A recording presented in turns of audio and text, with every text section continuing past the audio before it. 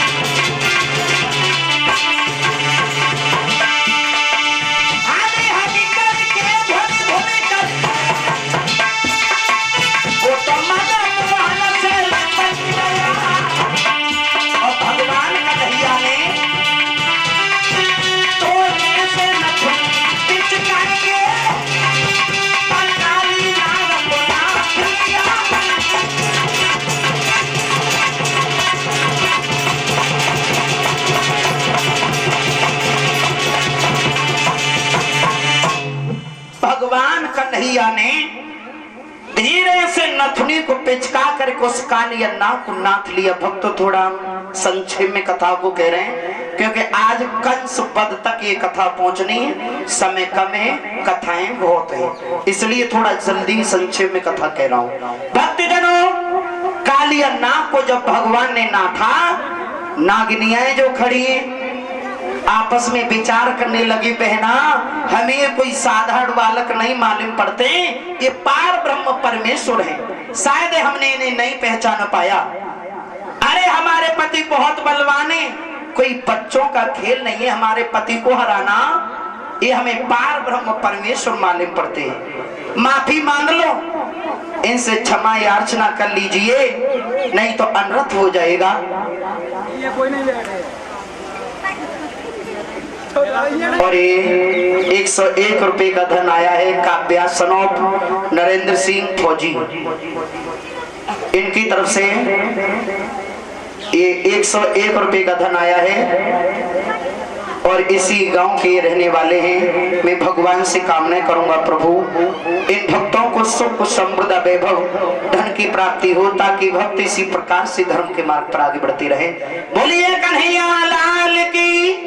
श्रोता, नागिनियों ने क्षमा याचना की है, प्रभु हम तुम्हारी लीला को नहीं समझ सके, हमें माफ कर दीजिए।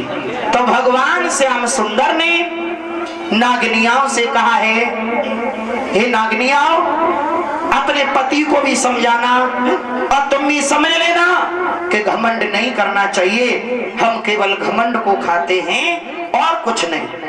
भक्तों, घमंड नहीं करना चाहिए कभी, ना धन का ना बल का, नहीं मतलब किसी भी चीज का घमंड नहीं करना चाहिए। कुछ नहीं है संसार में, आना जाना संसार है। एक विद्वान लिख रहा है कि गोरे गोरे रंग पे गुमान करे बावरे, अरे रंग तो पतंग रंग छड़ में उड़ जाएगा। कहत कवि हरिदास जीवन की कहा आस, अंत समय में तेरे हाड़ मांस को कुकरू न खाएगो। कुछ नहीं, भगवान का अंश निकल गया, इस शरीर की कोई कीमत नहीं है, कुछ नहीं है। इसलिए भगवान को मानो, भगवान का भजन करो, जीवन आनंदमय कट जाएगा। श्रोता, इधर भगवान श्याम सुंदर ने कालिया देह से नील कमल पुष्पों को तोड़वाया और कालिया के फन पर नृत्य करते हुए भगवान चले। कालिया नाग से कहा, हे कालिया नाग, तुम रमणक द्वीप के लिए चले जाओ, इस कालिया देह में नहीं रहोगे अब। तो कालिया कहने लगा, प्रभु वहां हमें गरुड़ नहीं छोड़ेंगे। तो जवाब दिए, चिंता मत करो, अपने पग चिन्ह हम तुम्हारे फल पर बनाए दे रहे हैं, गरुड़ तुमसे कुछ नहीं कहेंगे। तालियां बजा करके बोले, भगवान ताली बजा के बोले। इधर सखिया ने जब देखा तो बोली, अरे शेष नाग के तन में मेरो, अरे नाचे रे लंबिया मेरो।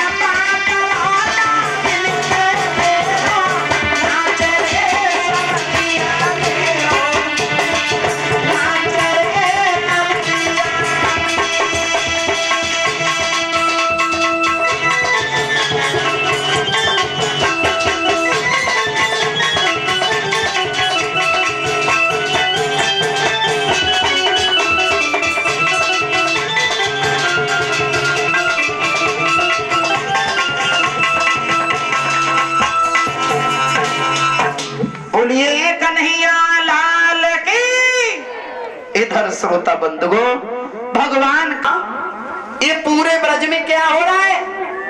जिन ग्वालन की कबू अच्छे कपड़ा नहीं पहनता थे, वो आज बड़ो लंबो लंबो कजरा लगाए घूमे रहे। आज क्या बात है माँ? और बोले भगवान कन्हैया मैया,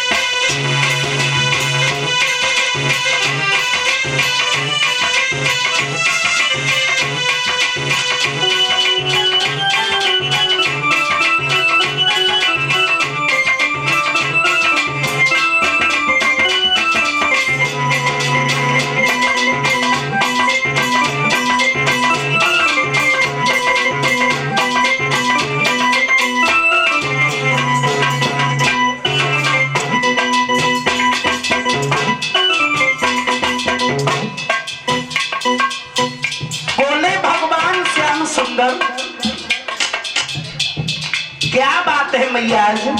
घर घर में पूरी पकवान बनाए जा रहे हैं।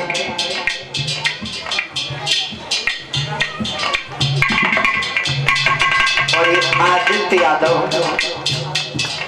आदित्य यादव हमारी परीक्षण महाराज जी के बहाने जो सेपई से आए हुए हैं, सेपई से जो आए हुए हैं, सुंदर सा हार हमारे गले में डाल करके इन्होंने सम्मान किया है। और मधु शास्त्री जी के भी गले में सुंदर सा हार डाल करके सम्मान कर रहे हैं। मैं भगवान से कामना करूंगा प्रभु इनका भी सम्मान बढ़ाते रहना, सुख समृद्धि वैभव धन प्राप्त कराते रहना, ताकि भक्तगण इसी प्रकार से धर्म के मार्ग पर आगे बढ़ते रहें। और 51 रुपए से मेरे स्टाफ का भी ये सम्मान कर रहे हैं। बाकी बिहारी इन भक्तों के हर कष्टों को हरते रहे, यही गोविंद से प्रार्थना करूंगा।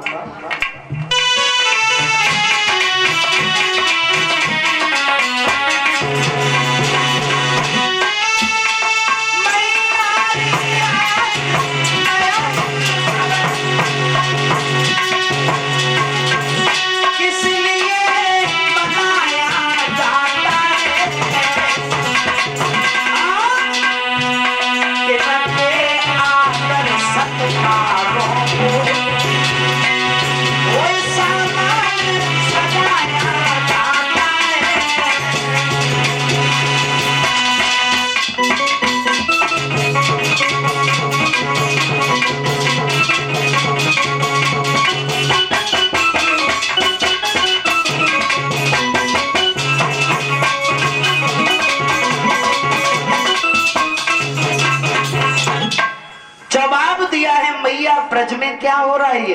तो मैया ने सोचा मेरो कन्हैया बात में से बात निकाल तो रहे तो है, अगर मैं जाके बात में ही लगी रही तो पूजा के लिए सामग्री नहीं बना पाऊंगी। जवाब दिया लाला बाबा नंद से पूछ ले। तो भगवान कन्हैया बाबा नंद के पास पहुंचे, जवाब दिया बाबा आज ये पूरे ब्रज में क्या हो रहा है?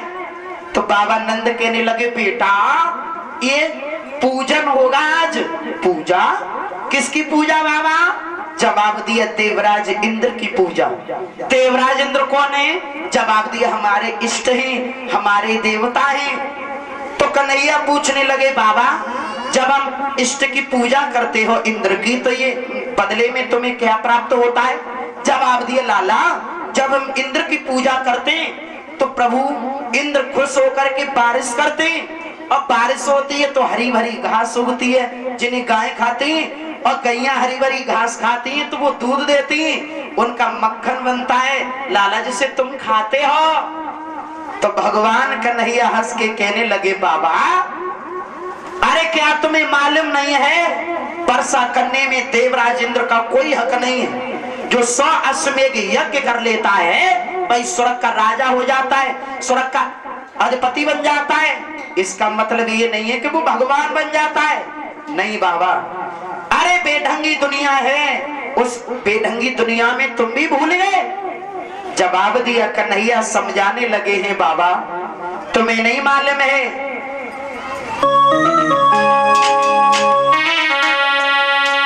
भगवान कन्हैया समझा रहे बाबा को और हम भी समझा रहे हैं। अरे देश में अरे बड़े बवाल, अरे कहाँ तक तुम्हें बताएं देश में।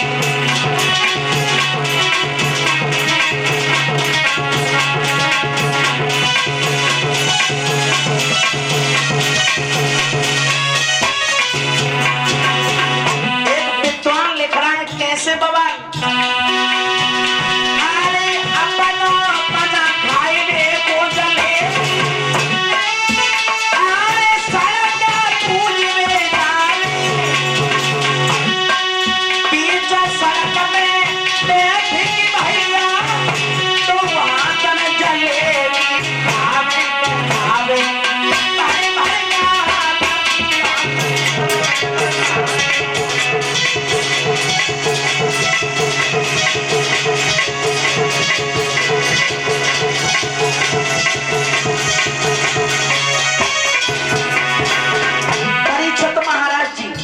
कौन से बवाल की बातें कर रहे हैं, थोड़ा ध्यान देना। भगवान कन्हैया कह रहे हैं बवालों के बारे में। कुछ दिन पहले तुमने देखा होगा कि सलोटा में दांत हो रहे आते, जगह जगह माता बहनों की चुटियां काटी जा रही आती, चुटिया बीमारी चली कुछ दिन पहले। और भी बवाल चल रहे हैं कि जाके देवते को दूध पियाओ, हाँ। और जिन क्या क्या चल रहा है कि जाके एक बेटा होए वो तो 1 किलो जलेबी खाए, और जाके 2 होए वो 2 किलो खाए, और कहूँ होए 10 तो 10 दिन के तो निच्चू। भगवान कन्हैया कह रहे बाबा ये बवाल है सब, भगवान एक ही होता है। चाहे मोमडन हो, चाहे हिंदू हो, सिख हो, ईसाई हो, चाहे कोई भी सही, उन सभी का रखवाला एक ही है, लेकिन उनके नाम अलग अलग हैं, नाम अलग अलग हैं। ये जातियां बन गई, ध्यान देना। यादव, ब्राह्मण, ठाकुर और भी बहुत सी जातियां हैं। ये जाति भगवान ने नहीं बनाई है, ये जाति हमने बनाई। हमने भगवान तो केवल 3 जातियां बनाई भगवान ने, स्त्री, पुरुष और शिखंडी। 3 जातियां भगवान ने बनाई और ये सब जातियां हमने बनाई। कर्म प्रदान, कर्म से ही जातियों में विभाजित हो गए। अभी हम नाईगिरी का काम करने लगे, बाल काटने लगे, लोग हमसे क्या कहेंगे? नाई। अभी हम बकरी चराने लगे, हमसे क्या कहेंगे? गडरिया। हैं? अभी हम कथा कह रहे भगवान की, हमसे लोग क्या कह रहे? पंडित जी, शास्त्री जी, व्यास जी। हैं? तो अपने अपने कर्मों से ही ये जातियां विभाजित हो गई। तो कन्हैया समझा रहे हैं बाबा को, बाबा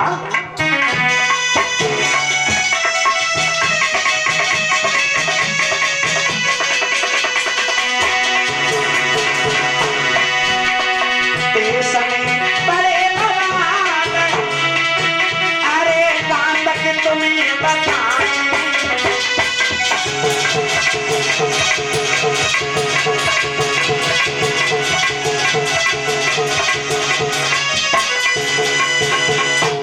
तो देश में बड़े बवाल चल रहे हैं श्रोता।